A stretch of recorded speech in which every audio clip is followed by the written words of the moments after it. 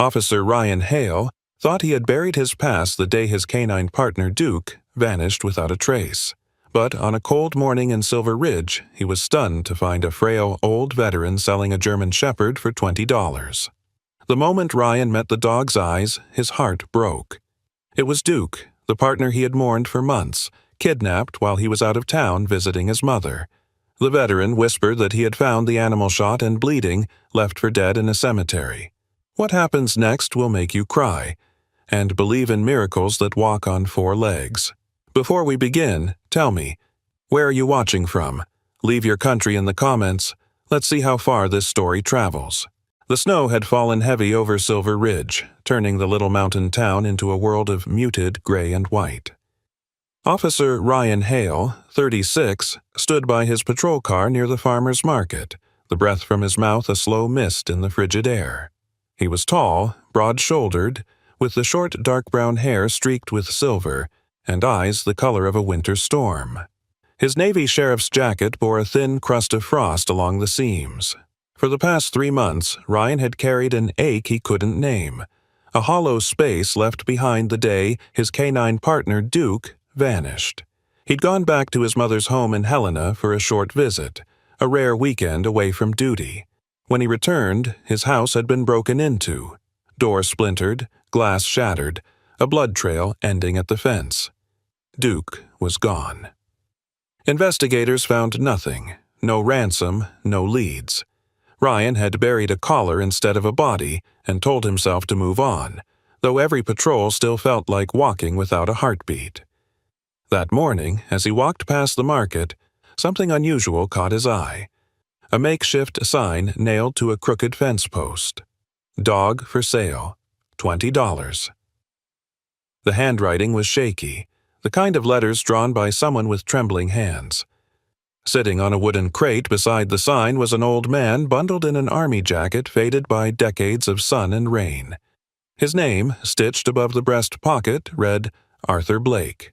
He was 67, thin from years of living alone, his gray beard ragged and his knuckles scarred. A wool cap barely covered his thinning hair. His eyes, a pale blue clouded with memories, drifted toward Ryan as he approached. Beside him, tethered to a short rope, lay a German Shepherd, its ribs faintly visible beneath a matted black and tan coat. The dog's head rested on its paws, unmoving, until Ryan's shadow fell across the snow. Slowly, the animal lifted its gaze. Ryan froze.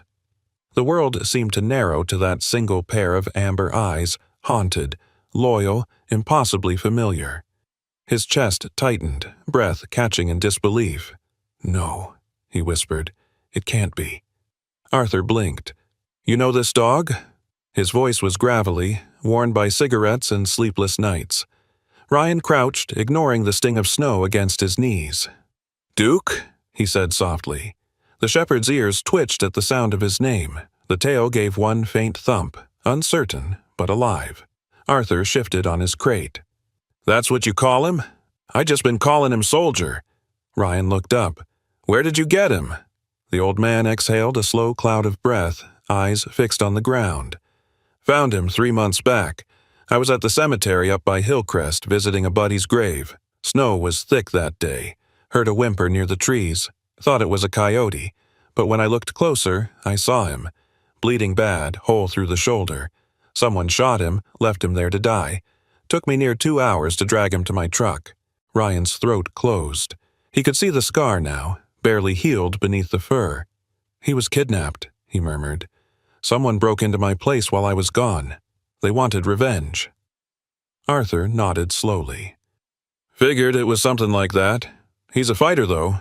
Stayed alive when most wouldn't, but—" He rubbed his temples. "I'm not right in the head these days. Got PTSD from the war.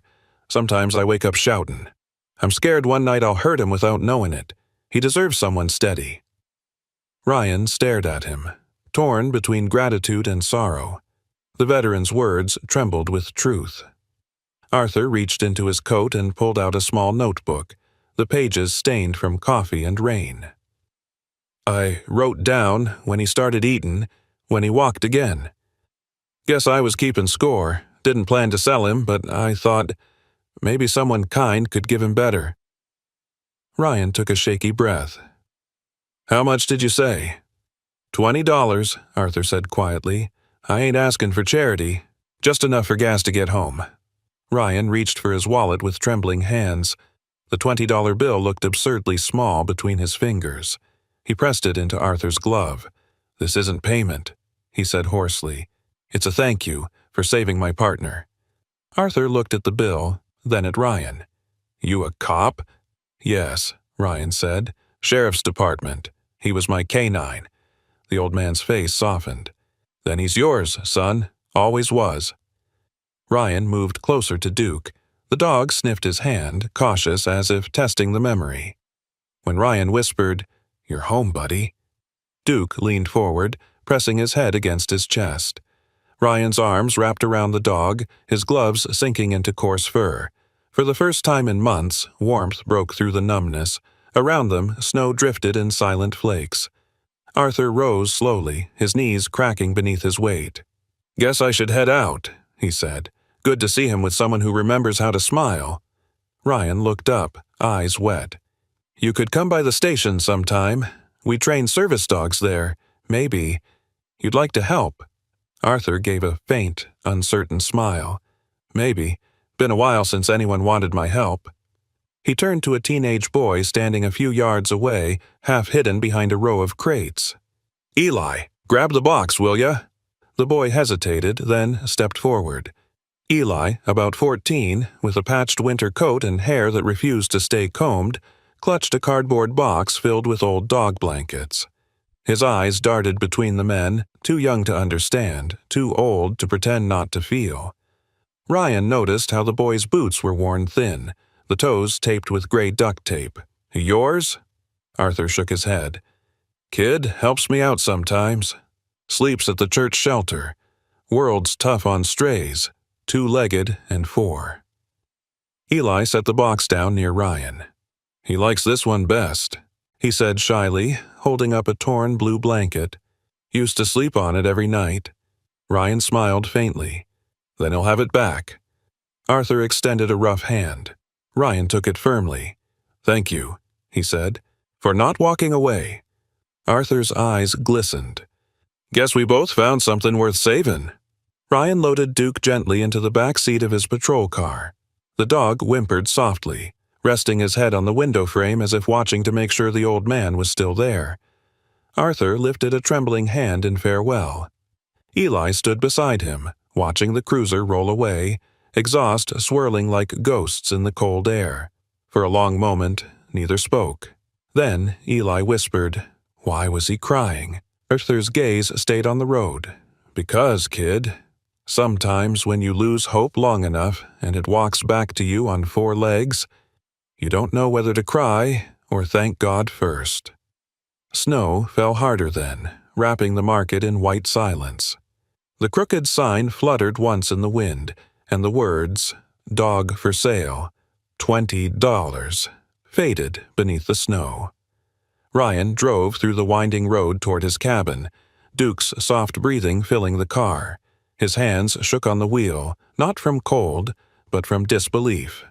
He looked at the dog in the rearview mirror, those amber eyes still watching him, as if afraid he might disappear again. Not this time, partner, Ryan whispered. You're safe now. Duke's tail thumped once against the seat. The road climbed toward the hills where the sun broke faintly through the clouds, casting a thin band of light over the snow-covered valley. For the first time since that terrible night 3 months ago, Ryan Hale felt something he hadn't dared to feel. Peace. Fragile, but real. And though he didn't yet know it, that $20 miracle would soon uncover the darkness that had stolen Duke away. The road to Ryan's cabin wound through the pine-covered hills like a trail of silver veins under the fading winter sun. Snow lined the shoulders, untouched except for the thin tracks left by his patrol car.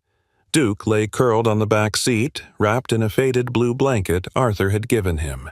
Each bump in the road made the dog stir softly, a faint sound of breath escaping his muzzle. Ryan glanced in the rearview mirror every few seconds, afraid that if he looked away too long, the miracle he'd just witnessed might vanish. When he finally pulled up to the cabin, a sturdy timber house on the edge of Silver Ridge, the place felt frozen in time. The porch still carried the bite marks Duke had left as a puppy. The old metal bowl sat by the steps, half buried under snow.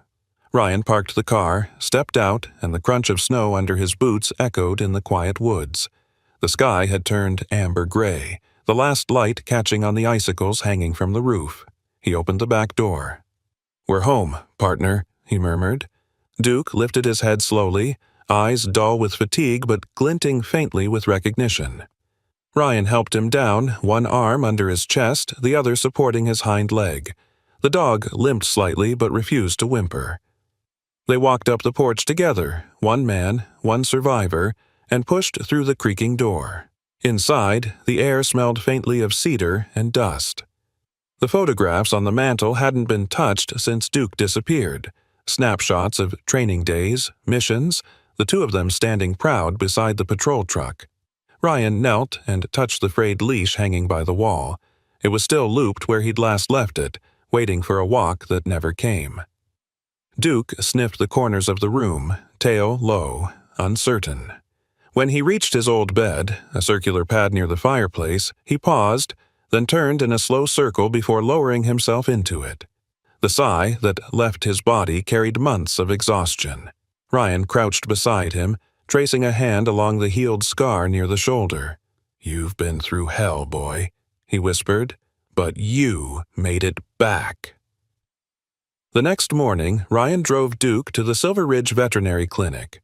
The clinic was run by Dr. Melinda Price, a woman in her late 40s, sharp-eyed but kind, with a steady, professional grace. She wore a quilted gray coat and kept her hair tied back in a neat ponytail. She'd worked with the department's canine units for years and had been there the night they declared Duke missing in action. When she saw them enter, her clipboard slipped from her hand. "Good Lord! Ryan, is that—" "Yeah," he said, voice rough. "It's him." Melinda knelt, her expression softening as Duke's tail tapped the floor once. "He looks thin, but the eyes are the same. Let's see what's left of that old stubborn heart." For nearly an hour, she examined him, stethoscope against fur, gentle hands tracing scars. The X-ray revealed a bullet wound through the right shoulder, long since healed but dangerously close to the bone. "He was lucky," she said. "Whoever shot him knew what they were doing, but whoever patched him up probably saved his life." Ryan thought of Arthur, hunched against the cold with shaking hands. "A veteran found him," he said quietly. "Said he pulled him out of the snow." Melinda smiled faintly. "Seems Duke's loyalty rubs off on people." When they returned home that evening, snow had started again, soft flakes tumbling through the twilight. Ryan laid a fresh blanket near the fire and made a simple dinner, chicken broth and rice for Duke, black coffee for himself. He ate sitting on the floor, one hand resting on the dog's back. The rhythmic rise and fall of Duke's breathing steadied him in a way no prayer ever had. Later, Ryan lit the wood stove and opened his mail. Among the bills and routine reports, there was an envelope with uneven handwriting. The return address read, Arthur Blake, Hillcrest Road. Inside was a short letter on lined paper. "Officer Hale, I'm not much for writing, but I wanted you to know I slept easy last night for the first time in months. Seeing that dog in your arms felt like something right in a world that's gone wrong too many times. I don't have much to give, but I left a small brass tag under the blanket in case it means something to him. Take care of him. You both look like you've carried too much weight for one winter. Arthur Blake." Ryan turned the envelope upside down, and a small, round tag fell onto the table. It was Duke's old military ID tag, bent but legible.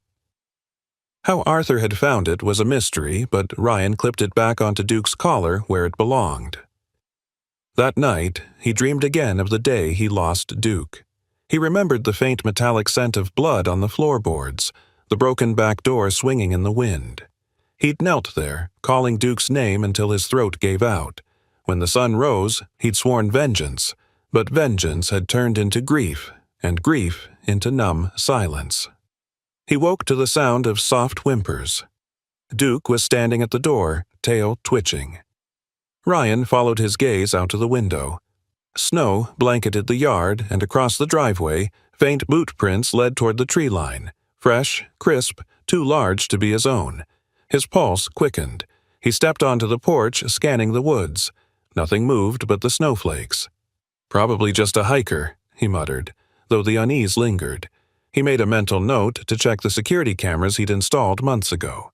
Inside, Duke had settled again, head resting on his paws. Ryan sat on the couch, watching the firelight flicker over the walls.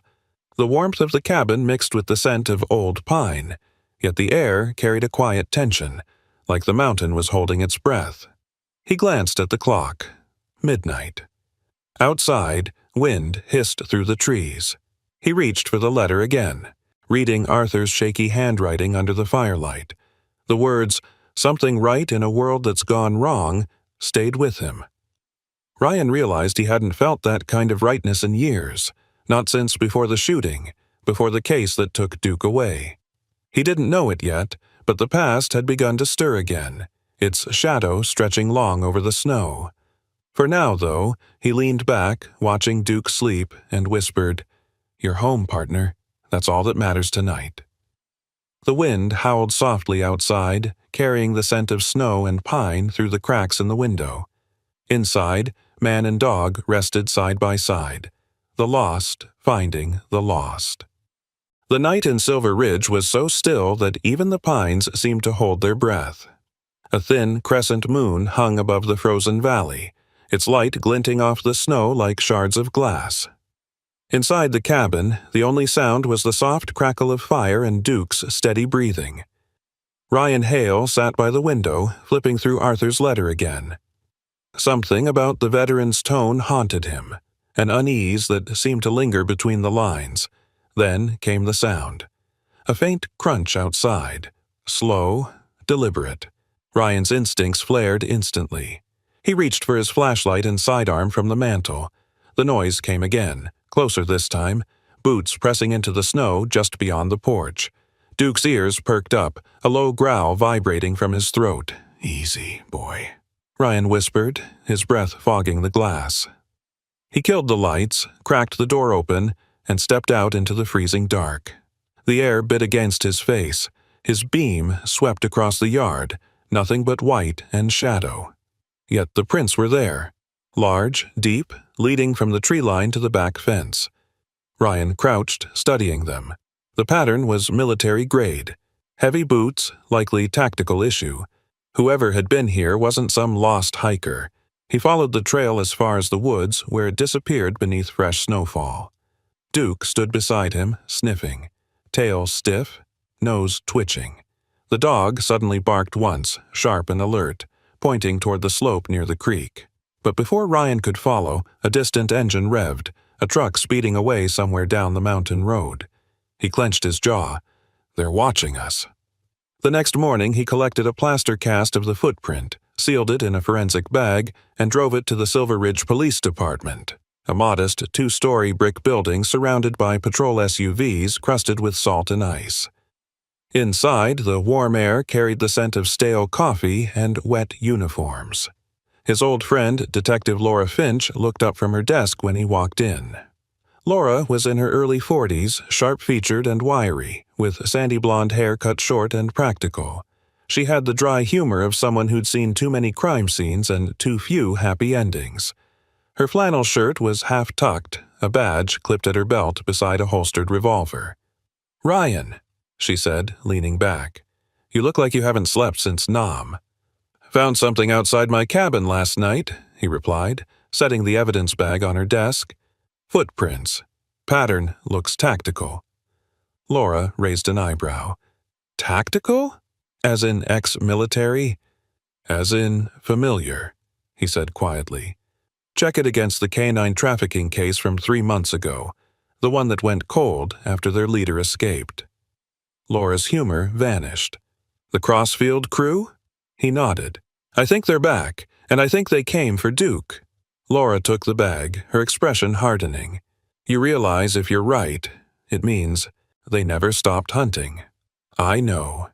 She promised to rush the analysis and call him with results. As Ryan turned to leave, she added, "And Ryan, keep your doors locked. People like them don't miss twice." That night, the report came through. Ryan sat by the fire, phone pressed to his ear as Laura's voice came crackling through the line. "You were right. The print matches one of the Crossfield crew, Sergeant Paul Danner. He was confirmed dead after the raid, but looks like someone used his old boots or—" She hesitated. "Or he's alive." Ryan's grip tightened. "He's the one who shot Duke." Laura sighed. "If they're circling back, it's personal. They must have known Duke survived." He ended the call, staring into the flames. Duke lifted his head, sensing his master's unease. Ryan reached down to stroke his fur. "We're not running this time, partner." Meanwhile, across town, Arthur Blake sat by the window of his small cabin on Hillcrest Road. The wind moaned outside, rattling the thin panes. His hands shook slightly as he refilled his pipe, the tobacco trembling between his fingers. Every sudden noise made him flinch. The creak of a branch, the backfire of a truck. His breathing grew shallow. From the corner, Eli, the teenage boy who often stayed with him, watched silently. He had been reading old medical pamphlets he found at the church, trying to understand the word PTSD. The descriptions made him frown. Nightmares, flashbacks, guilt, hypervigilance. It sounded like Arthur exactly. "Mr. Blake?" Eli said gently. "You okay?" Arthur blinked, pulling himself back to the room. "Yeah, kid. Just ghosts walking through my head." Eli closed the book. "That's the thing they call PTSD, right? The war stuff?" Arthur gave a bitter chuckle. "They call it a lot of things. Back then we just called it being broken." Eli hesitated. "Maybe you're not broken.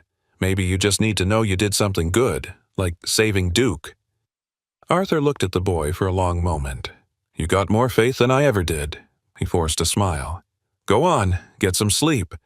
But when Eli went to his cot, Arthur sat awake, eyes darting to the window. Outside, down the dark road, headlights flashed once, then vanished. His chest tightened. Something was wrong. The next day, Ryan returned to patrol duty, though his mind wasn't on the routine. Each radio call felt distant. The town looked peaceful on the surface, children building snowmen near storefronts, the bakery window glowing amber, but he couldn't shake the feeling of being watched. At dusk, as he drove past the old cemetery on Hillcrest, Duke suddenly barked. Ryan slowed the cruiser, headlights sweeping over the snow. There, near one of the newer headstones, was a crude cross of branches, the same spot where Arthur said he'd found Duke. He stepped out, snow crunching under his boots. The wind carried a faint, metallic smell, like gun, oil. Beside the cross lay something half-buried, a cigarette butt, still fresh, with a distinct red filter. Ryan pocketed it. Back in the car, Duke whined softly, nose pressed to the window. Ryan patted his head. "Good catch, boy. Someone was here." That night, in his cabin, he laid the cigarette on the table beside the plaster cast. Together, they told a story. Someone from the Crossfield crew had been circling back to their old sins. He turned to Duke, who had drifted into sleep by the fire, and whispered, "They think they can finish what they started, but not while I'm breathing." Outside, snow began to fall again, erasing the tracks of men who hunted in the dark. In another part of Silver Ridge, Eli sat at Arthur's bedside, reading aloud from an old dog care manual he found. "It says animals remember kindness," he murmured. "That's how they heal." Arthur, half asleep, smiled faintly. "Maybe people do too, kid." Eli glanced out the frosted window. Somewhere far off, a lone dog barked into the cold, and the boy wondered if miracles ever really ended, or if they just found new places to hide. Morning came pale and gray over Silver Ridge, the kind of light that never quite felt like day. Frost clung to the windows of the police station, and a thin fog coiled low over the streets. Inside, Officer Ryan Hale stood at his desk reviewing the photos of the cigarette butt and the plaster cast. His mind replayed the sounds from that night, the engine fading into the distance, the eerie silence afterward. The Crossfield crew wasn't just a ghost from his past anymore. They were back, and they were close. As he was packing up evidence for the next step of the investigation, the front door creaked open. An older man stepped inside, the kind whose presence drew quiet rather than attention. Arthur Blake stood in the entryway, his army coat buttoned up to the neck, snow melting off his boots. His eyes were heavy with fatigue, but there was something determined in his posture. In one gloved hand he held a small, cloth-wrapped bundle. "Morning, officer," Arthur said, his voice hoarse. "I thought I'd bring this to you. Found it near where I pulled Duke out that day." Ryan's pulse quickened. He motioned for Arthur to sit. "What is it?" Arthur unwrapped the bundle carefully. Inside lay a single brass shell casing, dull with frost and dirt. "Picked it up 2 days ago," Arthur continued. "Didn't think much of it until the kid, Eli, said maybe it meant something. I went back and checked. The markings look military." Ryan took the casing in his hand, squinting at the base. He knew the brand instantly. "SIG 9mm, the same type we recovered in the Crossfield K9 case." Arthur nodded grimly. "Didn't figure graveyards were the kind of place for gunfights, unless somebody wanted to hide a sin where no one looks." Ryan felt the words like a weight. "Arthur," he said slowly, "I think whoever left this wanted Duke dead, and if they dumped him there, it wasn't random." Arthur's eyes flicked up. "Then we better go see the place again." Ryan hesitated. "It's not safe." Arthur smirked faintly. "Wasn't safe the first time, either." An hour later, Ryan's patrol truck rumbled up the snow-covered road toward Hillcrest Cemetery. The world outside was a wash of white, the trees heavy with frost. In the back seat sat Eli, bundled in a puffy green jacket 2 sizes too big, his cheeks red from the cold. "You sure it's okay for me to come?" he asked. Arthur looked back at him, his tone gentle but firm. "You wanted to learn how to face ghosts, right? Well, this is where they live." Ryan glanced at the boy through the rearview mirror. "You stay close to me and Duke, understood?" Eli nodded, clutching Duke's leash in his mittened hands. The cemetery appeared out of the mist like something carved from bone. Rows of crooked headstones, patches of snow-covered earth, and a wind that seemed to hum with the voices of the past. Ryan parked at the gate and the 3 stepped out. The air smelled faintly of pine resin and metal. Arthur led them past the older graves toward the northern slope. His breath came in slow, visible puffs. "Was about here," he murmured, pointing to a patch of disturbed snow, "right where that broken oak is." Ryan knelt, brushing away frost. The ground beneath was hard, packed, but he could still see faint discoloration, old blood stains mixed with earth. "He must have been dumped right here," he said quietly. "Shot. Left to die." Arthur crouched beside him. "I remember now. There was a truck, black, older model, parked by the gate when I got here. Thought it was just another mourner." Ryan's head snapped up. "Did you see the plate?" Arthur shook his head. "Too dark, but I remember the back bumper had a sticker. Something red, shaped like a cross with a circle around it." Ryan felt a chill crawl up his neck. "That's the insignia of the Crossfield unit. It's them." A cold gust swept through the cemetery, rattling the brittle branches. Duke stood alert, nose twitching. Suddenly, he barked once and began to dig near a half-buried log. Ryan and Arthur hurried over. Beneath the layer of snow, Duke unearthed a torn piece of leather, a glove stiff from the cold, with the initials PD burned faintly near the wrist. Ryan's eyes narrowed. Paul Danner, the sergeant who led the trafficking ring. Arthur straightened slowly. "You think he's back?" "I think he never left," Ryan said. "He's been here all along." For a long moment they stood in silence, the only sound the whistle of the wind and the scrape of Duke's paws against the frozen ground. Eli, who had been lingering near the truck, came running over. "Mr. Hale! Someone's out there!" He pointed to the tree line. A flicker of movement, just a shadow, but enough for Ryan's instincts to ignite. "Get in the truck!" he barked. Arthur grabbed Eli by the arm and pulled him toward safety. Ryan drew his weapon, moving low through the snow. He caught sight of a figure vanishing between the pines. Broad-shouldered, wearing a dark parka. By the time he reached the ridge, the man was gone, but fresh boot prints led away toward the valley road. He crouched and touched the prints. The same pattern again. Tactical, consistent. When he returned, Arthur had Duke sitting protectively in front of the boy.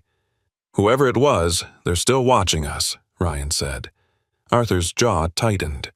"Then they know you're onto them. They also know I'm not backing down." Ryan stood, his voice steady but cold. "I'll find every one of them, Arthur. I swear it on the ground your brothers rest in." Arthur nodded, eyes misting. "Then let me help. You saved my conscience when you took that dog. Maybe it's time I save something back." Ryan looked at him for a long moment before answering quietly, "Then we start tomorrow." As they turned to leave, Duke glanced once more at the spot where he'd been found, months ago. His tail lowered, ears twitching. Eli knelt and stroked his fur. "It's okay, buddy," the boy whispered. "You're safe now." Duke responded by nudging his shoulder gently before walking beside him. That night, back at Arthur's cabin, Eli couldn't sleep. The image of that shadow in the woods clung to him. Duke had been allowed to stay with them for a few days while Ryan prepared his next move. The dog slept beside the boy's cot, warm and still. Eli whispered into the darkness, "Hey, Duke, you think ghosts get tired?" The only reply was a soft sigh from the dog, followed by the quiet rhythm of his breathing. The sound eased Eli's heartbeat until he drifted to sleep. For the first time in years, he didn't wake from nightmares. And, in the next room, Arthur sat by the window, staring out at the snow under the moonlight. He'd seen too much death in his life to believe in miracles, yet somehow, that German shepherd lying on the floor reminded him that some souls return not to haunt, but to heal. Outside, the wind carried the faint echo of Ryan's vow across the valley, a promise whispered into the cold that no man or beast would be forgotten. The storm rolled into Silver Ridge like a beast crawling down from the mountains, the sky bruised and heavy with snow. By late afternoon, the roads were empty except for Ryan Hale's patrol truck cutting through the drifts toward the old mining valley north of town. The cemetery investigation had confirmed one thing. Paul Danner, presumed dead, was alive. The glove Duke had found wasn't just a remnant, it was a message. And messages, Ryan knew, were meant to be answered. The abandoned mining district stretched for miles, a forgotten scar from Silver Ridge's gold rush years. Old shafts gaped like wounds in the earth, and decaying wooden shacks leaned beneath the weight of snow. It was here that Ryan had followed a faint lead. A supply truck seen making night runs toward this area, registered under a fake company name once tied to Danner's crew. Ryan parked behind a ridge of pines, killed the engine, and listened. The wind hissed across the frozen ground. Duke sat beside him in the passenger seat, alert but calm, his breath misting against the window. "You ready, partner?" Ryan whispered. Duke's tail tapped once. Ryan stepped out, pulling his dark patrol jacket tighter, the badge glinting faintly in the dim light. His boots crunched through the snow as he approached the largest of the old structures, a log cabin whose roof sagged under years of neglect. From the outside it looked dead, but the faint hum of a generator whispered otherwise. He crouched low, scanning the perimeter. Faint boot prints led from the door to the side of the cabin, and smoke drifted from a rusted chimney. He unhooked a small recorder from his belt, pressed the red button, and slipped it beneath the side window. Then he peeked through a gap in the boards. Inside, a dim lantern flickered over a crude table. 3 men sat around it, faces obscured by shadows. Ryan recognized one immediately. The scar that cut across his cheek was unmistakable. Paul Danner, mid-40s, ex-military, broad frame, shaved head, wearing a torn tactical coat. The man had once been decorated for valor before his dishonorable discharge for illegal arms dealing. Danner's voice came muffled through the window. "We wait until he's alone. The dog won't leave his side, but every animal has a weakness. Pain." The other men chuckled darkly. Ryan's pulse thundered. He adjusted his angle, and that was when he saw it. a wall behind them covered in photographs.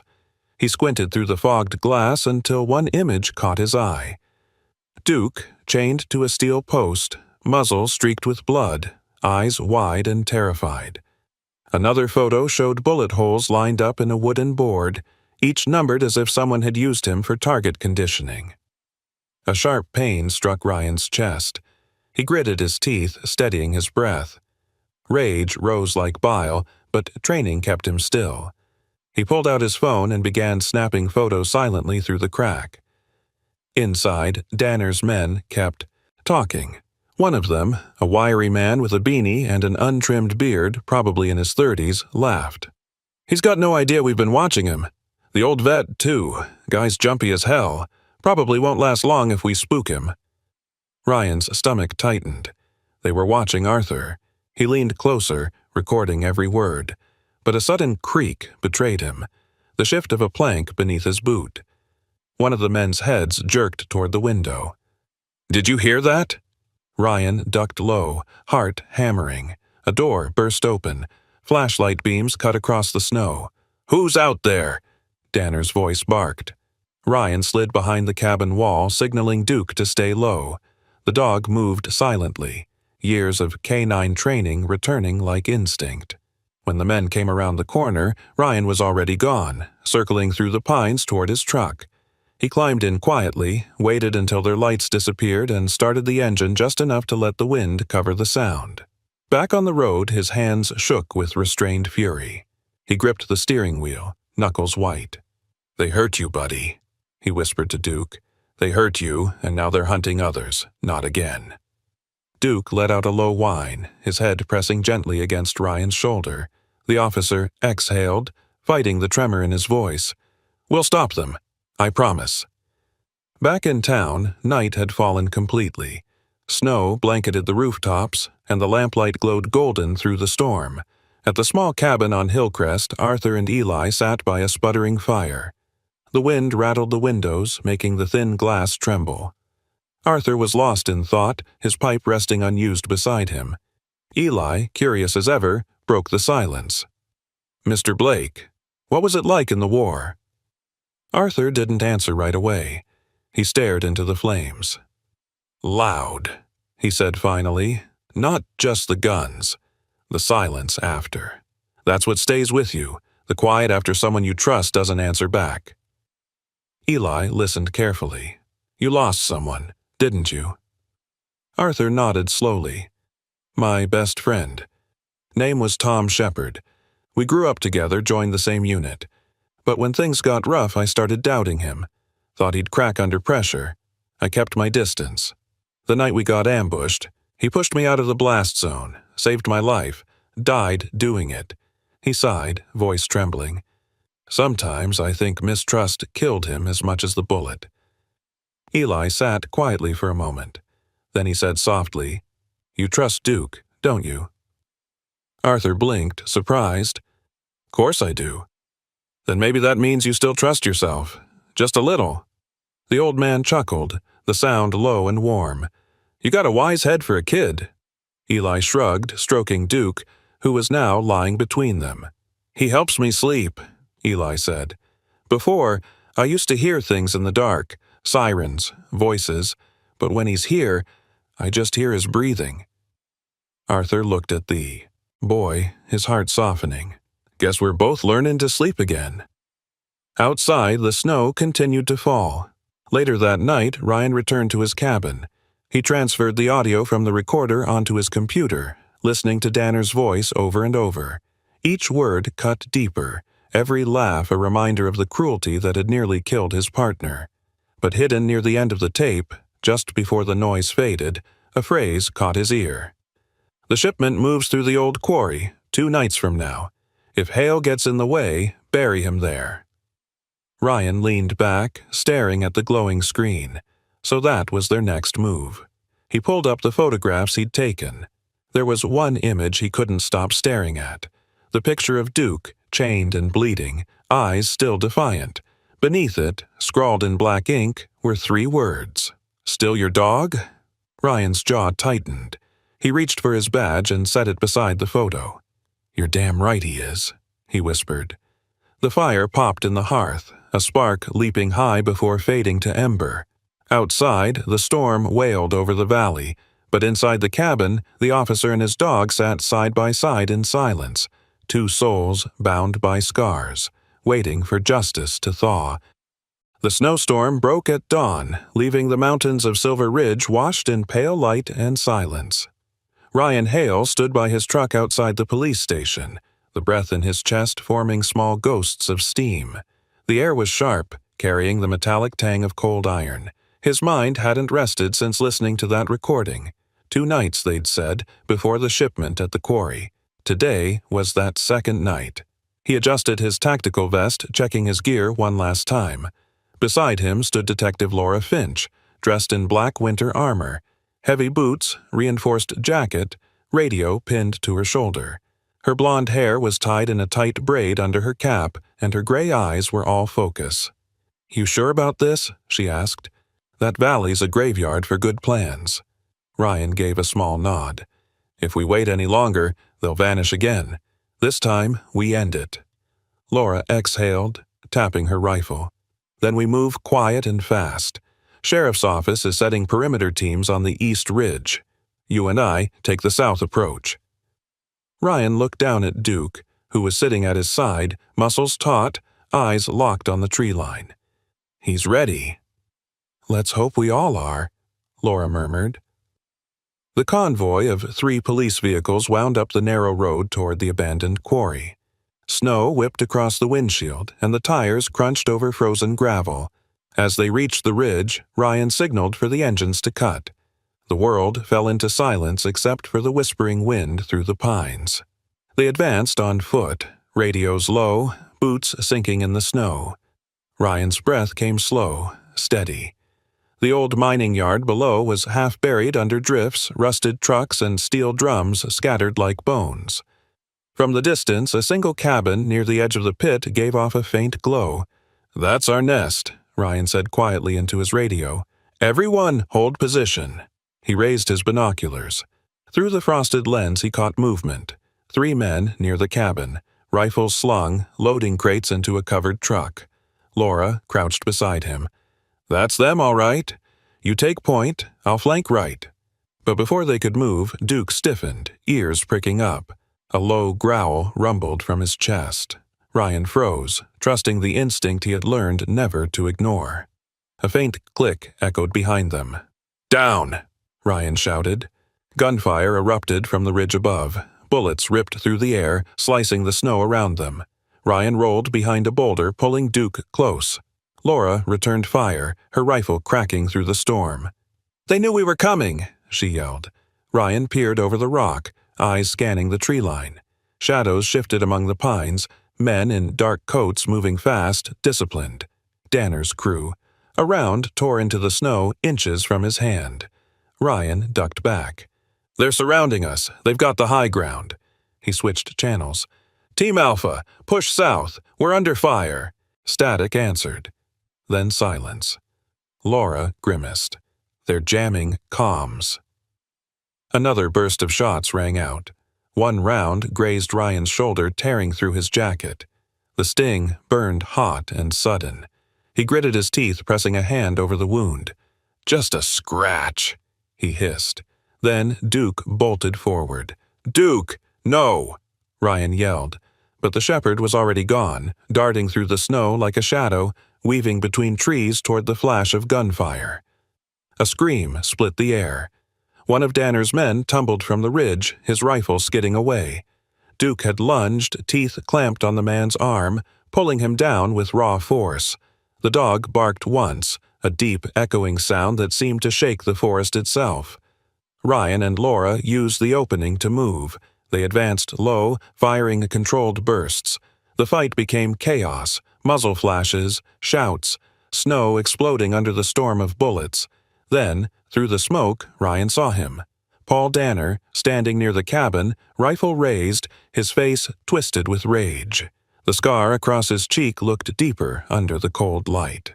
"You should have stayed out of this, Hale!" he shouted. Ryan fired, but Danner ducked and returned a volley.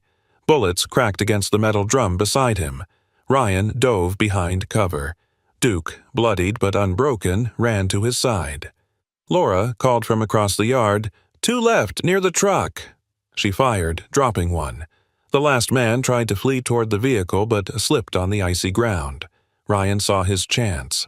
He sprinted toward Danner's position, snow spraying beneath his boots. Danner fired again. One bullet grazed Ryan's shoulder where it had already been hit. He stumbled, but kept moving. Duke lunged forward, striking Danner from the side. The rifle flew into the snow. They rolled, man and beast a blur of motion. Danner screamed as Duke's jaws closed around his wrist. Ryan reached them, kicking the gun away and wrenching Danner to the ground. "It's over," he growled, pressing the muzzle of his sidearm to the man's chest. Danner sneered through bloodied lips. "You think you've won? There'll always be more like me." "Then I'll be waiting," Ryan said. He cuffed him hard, reading him his rights as the sirens of backup units finally echoed through the valley. Laura approached, breathless, rifle lowered. "You okay?" Ryan nodded. "Better than him." He looked at Duke, who sat in the snow panting, his fur streaked with crimson, but it wasn't his own. "He saved my life again," Ryan said softly, kneeling beside him. Duke nudged his hand, tail thumping weakly. By the time the other units arrived, the shootout was over.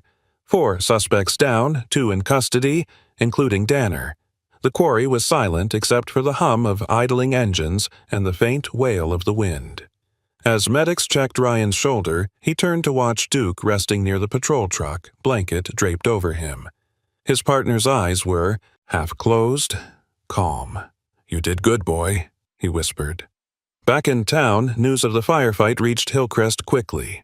Inside the small cabin, Arthur Blake dropped the mug from his hand when he heard the radio report.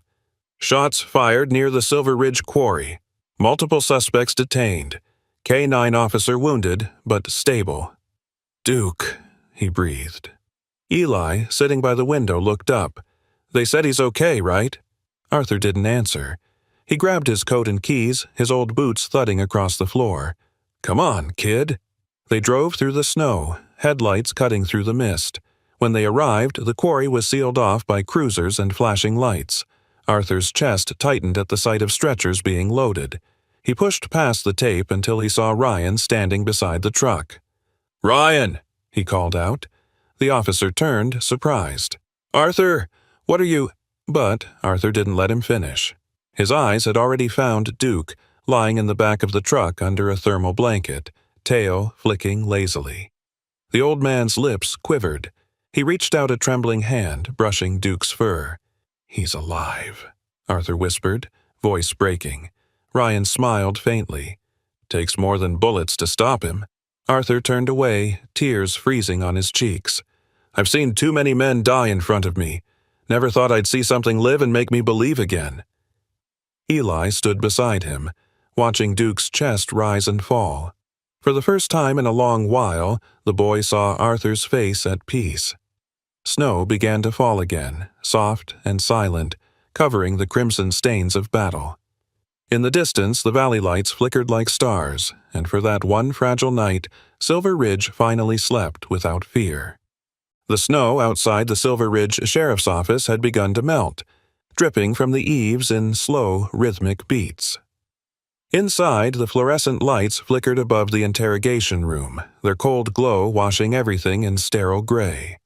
Paul Danner sat at the metal table, wrists cuffed, his once proud posture slumped but not broken. His head was shaved close, revealing an old scar above the temple. His tactical jacket had been replaced by an orange detention uniform, and yet his eyes still carried the same venom Ryan had seen back at the quarry. Detective Laura Finch stood beside the two-way mirror, arms crossed.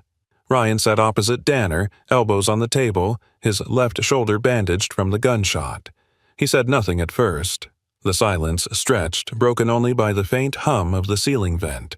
Finally, Danner smirked. "You always were predictable, Hale. Brave enough to show up, dumb enough to care." Ryan's jaw tightened.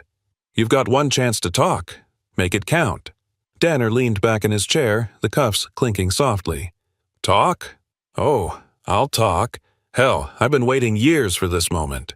You remember Carson City, 2018? That warehouse raid? Ryan frowned. The canine trafficking sting. Yeah, Danner said, grin widening. That was my operation. You stormed in with your fancy badge and your perfect mutt, took down my team, and sent me to rot. You ruined everything. I had connections, military, private buyers, half the market under my hand. You made me a ghost. Ryan's eyes narrowed. You mean we shut down your animal torture ring? You were selling service dogs to gangs, Danner. They weren't yours to profit from. Danner's grin faltered for a moment, then twisted back. Call it what you want.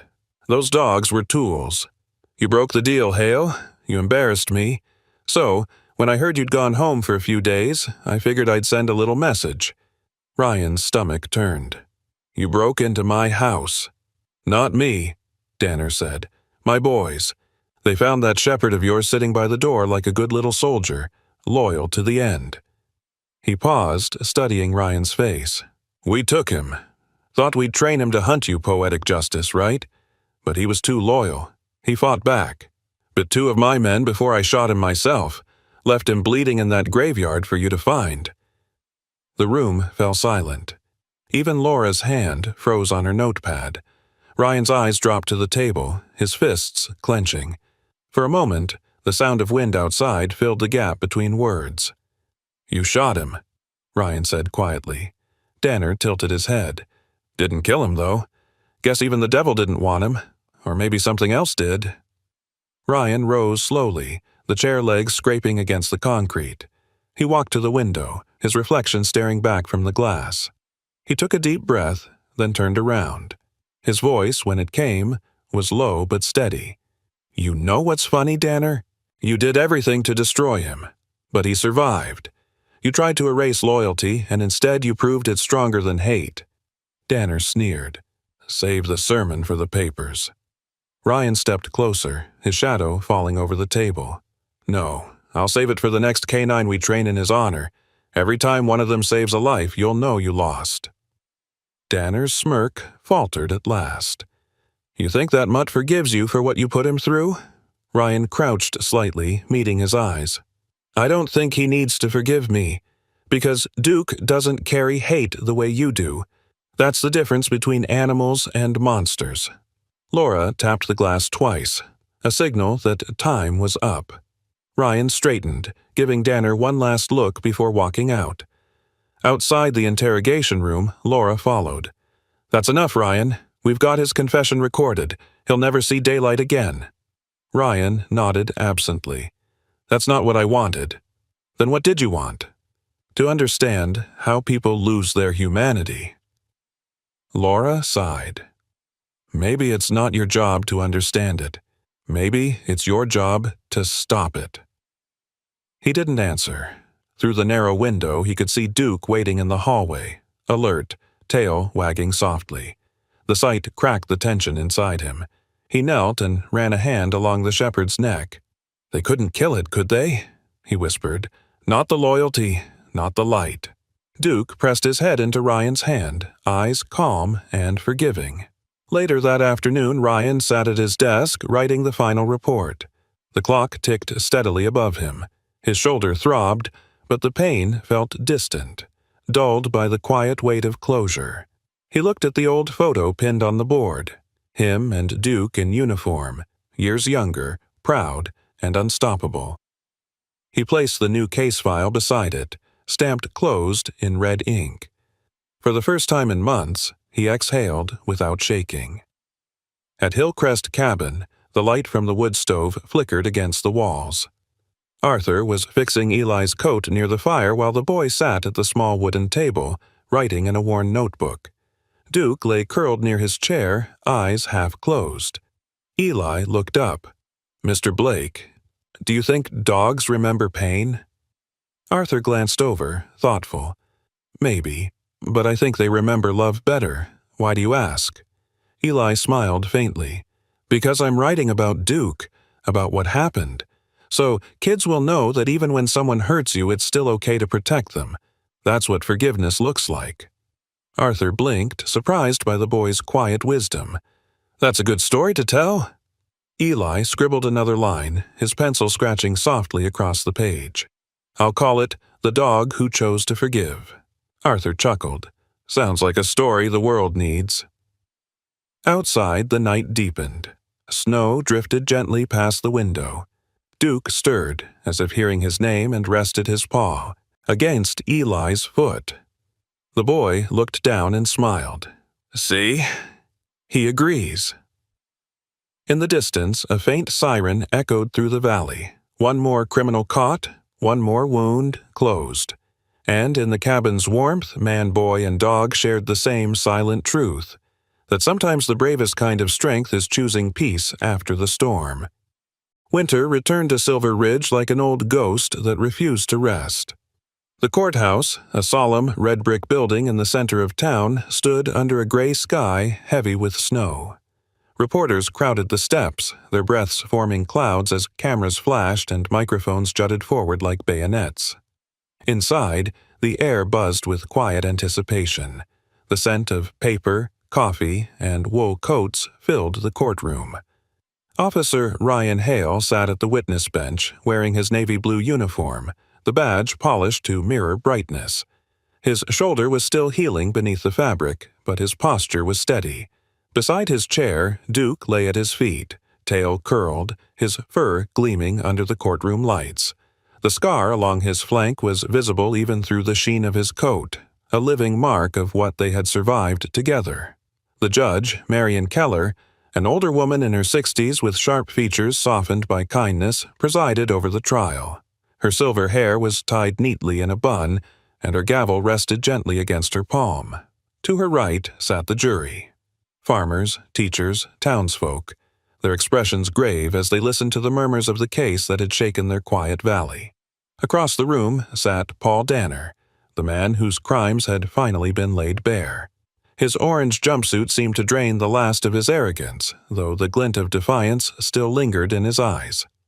His defense attorney, Miles Grayson, a weary man in his 50s with thinning hair and a rumpled gray suit, whispered something that Danner ignored.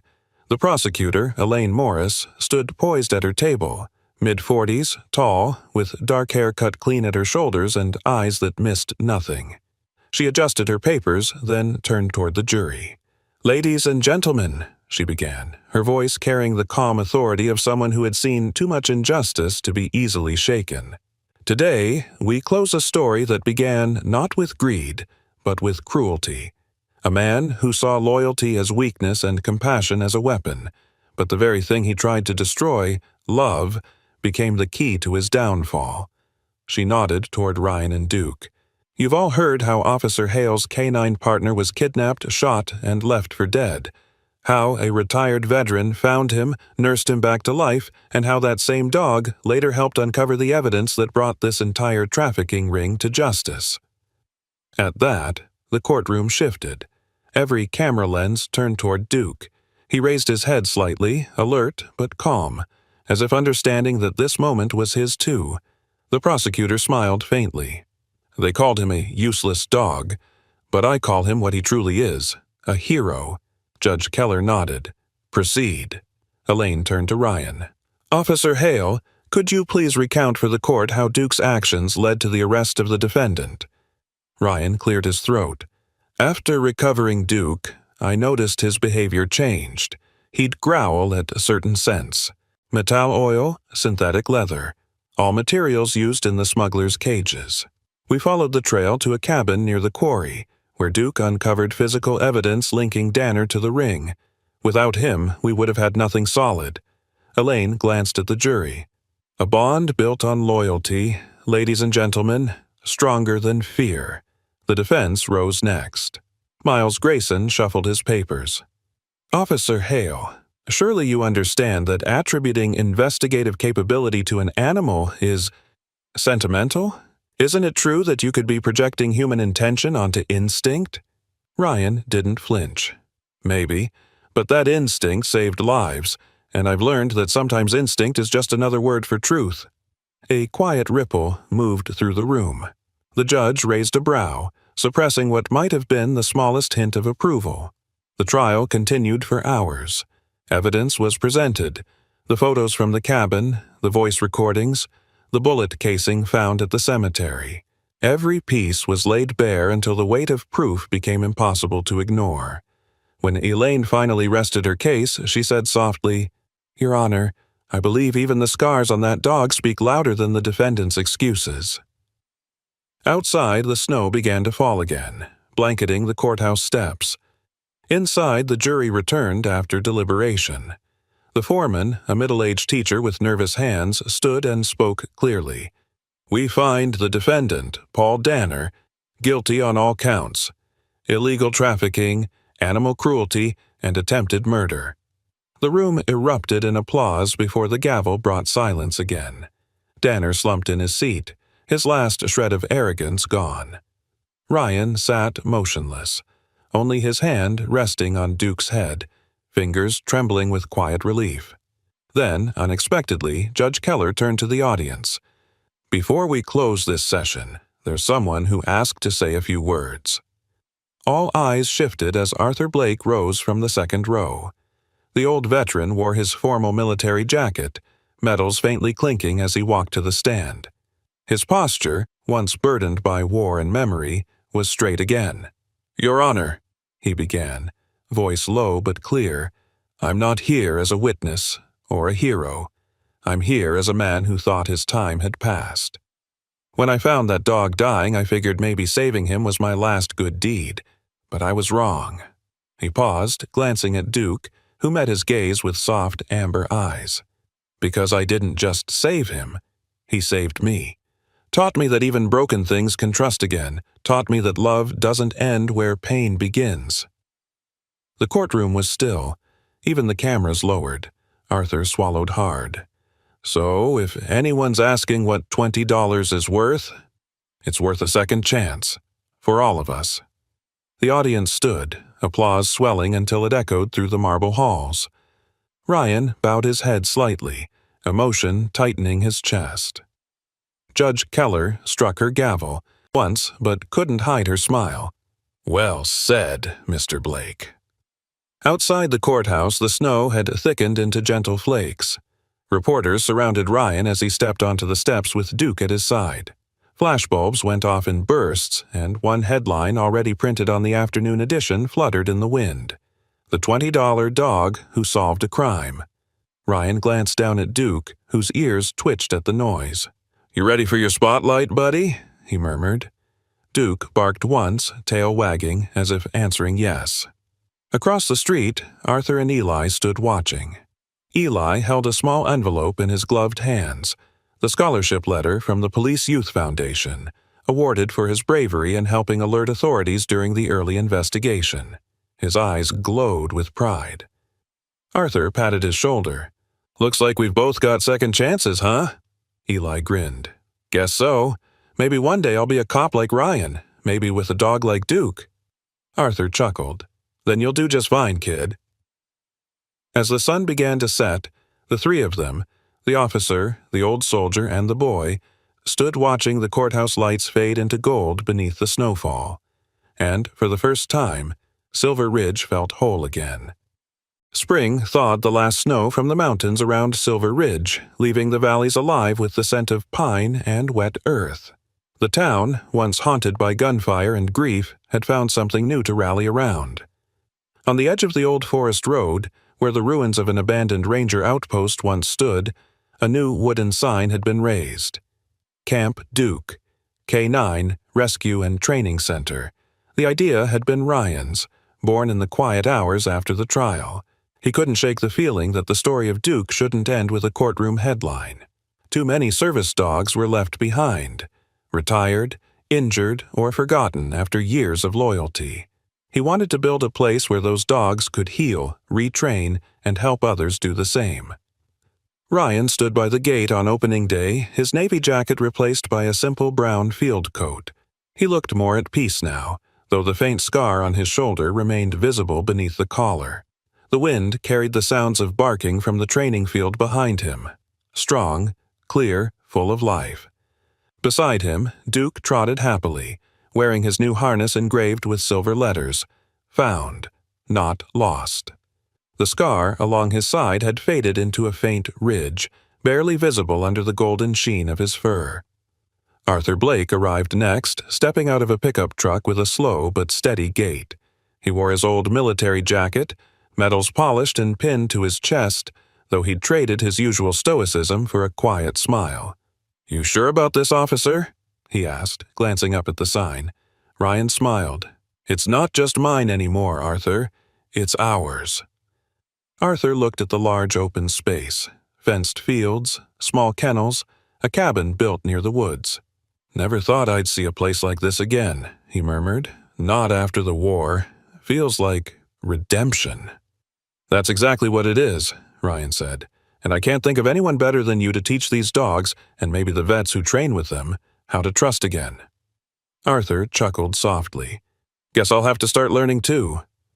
A group of volunteers gathered near the pens, a mix of police officers, young handlers, and former soldiers.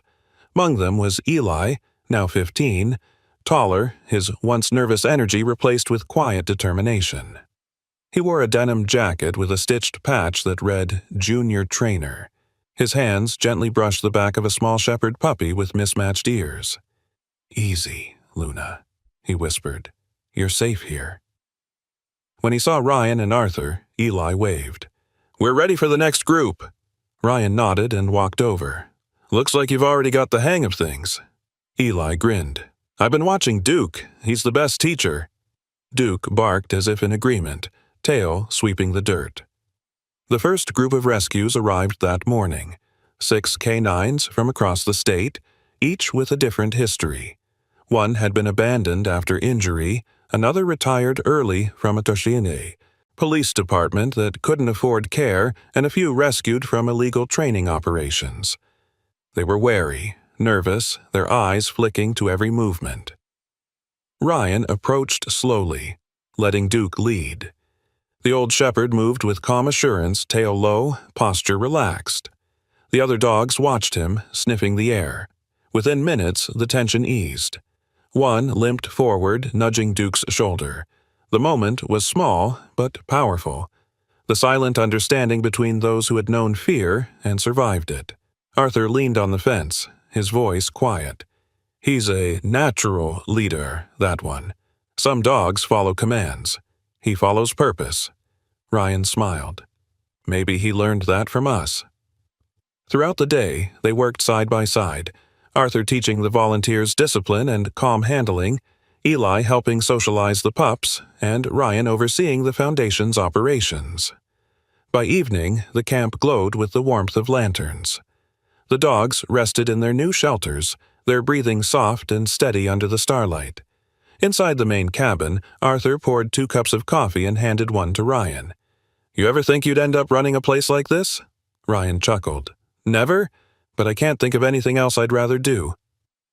Arthur stared into his cup. "You know, when I first found Duke, I thought I was saving a broken animal, but he was saving me from giving up. I think that's what this place will do, not just for the dogs, but for the people who come here." Ryan nodded. "You're right. They'll teach us how to start over." Outside, Eli was setting up his camera on a tripod, the lens glinting under the porch light. He adjusted the frame, then crouched beside Duke. "Okay, buddy," he said softly. "Ready to tell your story?" Arthur raised an eyebrow. "What's he doing?" Ryan smiled. "His own project. He's been filming a vlog, Duke's Legacy. He says it's to teach kindness, show how rescue dogs and people can help each other." Eli hit record. "Hey, everyone," he began, his voice bright but sincere. "I'm Eli, and this is Camp Duke. A few months ago, this dog helped save a whole town, but what he really saved was our hearts. If you're watching, remember, heroes don't always walk on 2 legs." Duke barked once, perfectly on cue. Eli laughed, rubbing his fur. "See? He agrees." By the time the video went online, it spread faster than anyone expected. Within days, letters and donations poured in from across the country. Families offered to adopt the rescued dogs. Veterans signed up to volunteer. Children sent drawings of Duke wearing a medal. Arthur watched the flood of envelopes arrive, shaking his head. Guess the world was waiting for a story like this. Ryan smiled. The world always needs reminders that good still wins.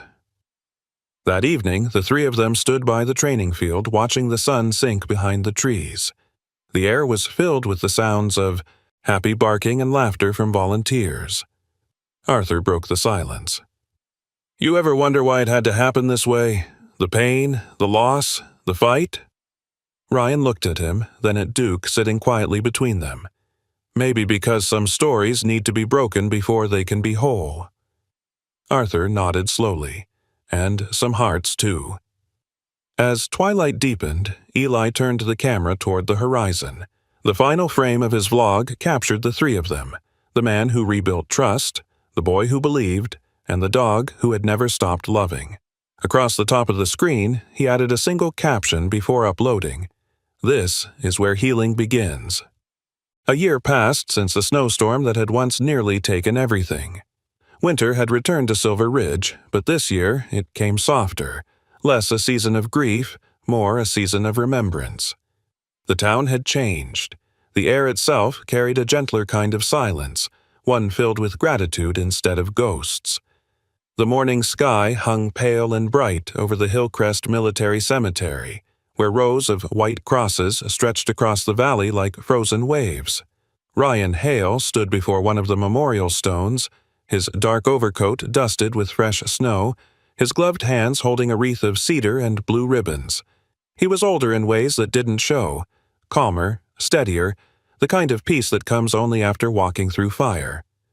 Beside him, Duke sat upright, fur thick and silvered slightly around the muzzle, the faint scar along his flank now a quiet badge of survival. Arthur Blake stood nearby, wrapped in his formal veteran's coat, medals gleaming faintly beneath the gray light. His hair had turned whiter in the past year, but his eyes carried a warmth they hadn't known before. "Never thought I'd get used to this place again," he murmured. "But somehow it feels lighter today." Ryan nodded, setting the wreath gently at the base of the memorial. Maybe that's what healing looks like. The weight doesn't go away, you just learn to carry it differently. Arthur smiled faintly. And sometimes you share the load. The wind whispered through the pines.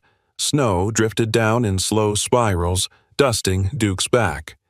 The shepherd tilted his head, watching the flakes fall, his breath rising in steady puffs. Ryan reached down and rubbed his ear. "You still don't like the cold, huh, buddy?" Duke gave a quiet huff in response, then pressed his nose against Ryan's gloved hand. A few yards away, Eli stood with a small wooden plaque in his hands. Now 16, taller and sure of himself, he wore his academy trainee jacket, navy blue with a patch that read Future K-9 Officer Program. His cheeks were red from the cold, but his grin was bright as ever. "Mr. Blake," he called. "You ready?" Arthur walked over, his boots crunching through the snow. "Yeah, son, let's do it." Together, they placed the plaque into the frozen earth beside the path. The carved letters caught the pale light. No life is ever useless, only miracles waiting to be found. Arthur stepped back, eyes misting. There. That's for all of them, the ones who never made it home and the ones who did. Ryan stood beside him, his voice soft. "It's perfect." He looked at the boy, then at the old man. "You know, I thought I'd lost a partner that winter. Turns out I found a family instead." Arthur chuckled, his voice rough with emotion. "That's what $20 can buy you if you spend it right." Eli laughed, shaking his head. "Best $20 in history." The three of them stood there for a moment. 3 generations bound not by blood, but by choice. Snow fell around them, coating their shoulders, their hats, the ground where sacrifice met renewal. Duke barked softly, as if adding his agreement to the unspoken truth that lingered in the air. After the ceremony, they walked back toward the truck parked near the gates. Ryan turned to take one last look at the cemetery. The wind carried the faint scent of pine and cedar, and for a heartbeat, he could almost hear the echoes of every soul who had once served. every life that had fought to matter. Back at Camp Duke, the world was alive with motion. Volunteers in thick winter coats shoveled snow from the training paths while several dogs ran across the field, their barks echoing in the cold air. The camp had grown. New kennels, a classroom cabin, and a large wooden sign painted with fresh white letters, a place for healing, for both ends of the leash. Eli jogged ahead with Duke at his side. "You know," he said breathlessly, "the scholarship board called this morning. They approved my full ride for next fall. Police Academy, K-9 Division." Ryan grinned, pride flickering across his face. "Guess I'll be the one calling you officer soon." Eli flushed. "Not yet, sir. Still a few tests away. But I think Duke's already training me." Arthur smirked. "You mean you're training him?" Eli laughed. "You sure about that?" Duke barked twice, as if to prove the point, making all three of them laugh. Inside the main cabin, a large corkboard displayed letters, photos, and newspaper clippings. One headline read, "Camp Duke, named National Symbol of Loyalty and Recovery." Another photo showed Arthur shaking hands with a state senator during a veteran outreach event. Ryan added a new picture to the board, a snapshot from that morning at the cemetery. Beneath it, he wrote in small block letters, "The $20 Miracle." That evening, the camp lights glowed softly against the snow. The smell of stew filled the air from the cabin kitchen. Volunteers gathered around the fire pit, laughter mixing with the howls of distant coyotes. Arthur sat in a wooden chair near the flames, Duke's head resting on his knee. "You ever think about how it all started?" he asked. Ryan poked at the fire with a stick. "A rusty sign, $20. A dog that refused to die." Arthur nodded. "And look where that got us. You built a home for the forgotten." Eli, sitting cross-legged near the fire, looked up from his camera. "Actually," he said, "we built it. You, me, Duke, Mr. Hale, it's all of us." Ryan smiled. "Then you'd better make sure that camera of yours keeps recording. The world needs stories like this." Eli tilted his lens toward the firelight, capturing the warm glow across their faces. "Already rolling. I'm calling this one the $20 Miracle." Arthur chuckled. "Catchy." The camera panned slowly, from the flickering flames to the smiling faces, to Duke curled peacefully.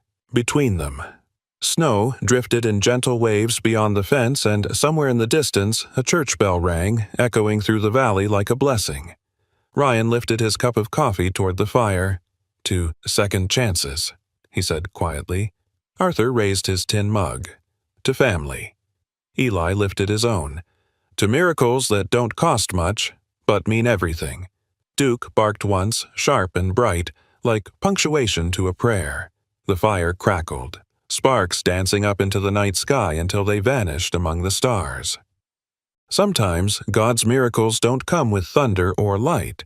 They come quietly, in the form of a wounded dog, a broken soldier, or a lost soul who chooses to love again. The $20 Miracle reminds us that no life is useless, no act of kindness too small. When we show compassion, we become part of God's work, restoring what the world tried to break. Maybe today, your $20 miracle is waiting just outside your door, a chance to forgive, to help, or to love without expecting anything in return. Because when we give from the heart, heaven always gives back in ways we cannot imagine. If this story touched your heart, please share it with someone who needs hope today. Leave a comment below, write Amen if you believe miracles still happen, and may God bless you and your loved ones with peace, faith, and second chances. Subscribe to our channel for more stories of faith, kindness, and the incredible ways God still moves among us.